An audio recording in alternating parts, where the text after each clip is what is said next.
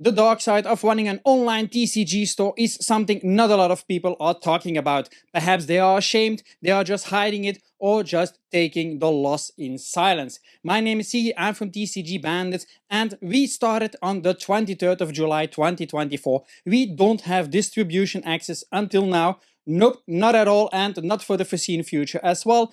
And we are always on the lookout for decent, trustworthy suppliers.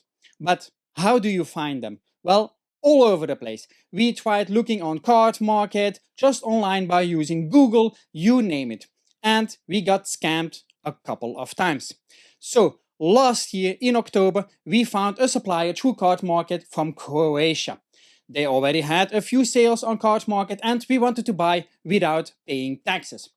Because in Europe, you can do that, buy from another company without paying taxes, without paying the taxes up front. So I tried that out. I reached out to that person and we got negotiating about prices. I've got an official invoice. I vetted the company, the tax number and all those things, the account number, everything checked out. I made my payment of 2,000 euros and a couple of days later, they vanished without a trace. When I checked out the account number and things like that, the account was frozen. Not long after, I discovered that they were bankrupt. They filed for bankruptcy. 2,000 euros down the drain. Then another supplier from France, where I did my pre-order for Surging Sparks, you know, that great Pikachu set. Well, we got scammed pretty bad on that one. So we had a supplier in France where we ordered a ton of booster boxes and ETBs. But the release came and no product. We were like, what the fuck is going on? We were sending messages, calling. They were answering. That was not a problem. But it kept dragging on, excuses one after another. And up until now, we still have only received a small portion. 30 ETBs of 100 ETBs that we ordered, 6 booster boxes out of the 72 in total that we ordered.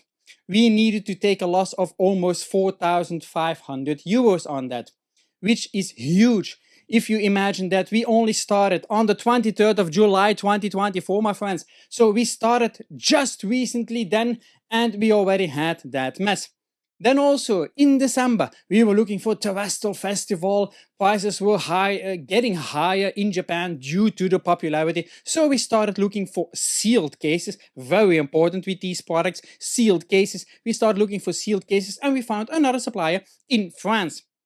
And we made a payment of almost 4,000 euros. We took 2 cases and also the same kind of behavior, dragging along. But here I made one key difference. I made my payment through PayPal, so I had customer protection, which I didn't have with the other supplier from France because it was a bank transfer, and which I also didn't have from that Croatian company, also a bank transfer. So you learn your lesson when you are vetting suppliers. So, and I noticed something was off, so I filed a complaint with PayPal in December and I got my money back in a couple of hours, which was good because if I now look at it, they were a scam as well. That company doesn't exist anymore as well. So what are the key points of this? Make sure that you do proper research. If you are testing a supplier, in the beginning, it can go well, but they can tank as well. You need to have some guarantees for yourself. Don't always go all in. You need to test everything out. There is a lot of money to make in the TCG world, and not everybody is on the up and up. In total, for 2024, we needed to cut our losses with about 6,500 euros. We took it as a loss. So for our business, basically for 2024, we didn't make a lot of money. I can tell you that. And then people are calling us scalpers. Why? We are trying to get a business. We don't have distribution ashes. We don't get booster boxes at 99 euros and are selling them for 300 euros. We are not like that. If we buy from suppliers, and we pay market prices usually, and we still get called for scalpers. So take that into account. If you are starting your business, be very careful. Not everybody is in it with good intentions.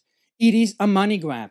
a really big money grab. There are a lot of suppliers asking a ton of money, and then afterwards, perhaps you will be stuck with the product because it will be too highly priced. I had that multiple times already, and sometimes you gotta cut your losses as well. You can open it, and you can sell the cards individually, or you can just enjoy the product yourself, which is an advantage for me because I'm also a collector. So yeah, sometimes when a product doesn't sell, I say, screw it. I'm opening it up and I'm enjoying the cards myself.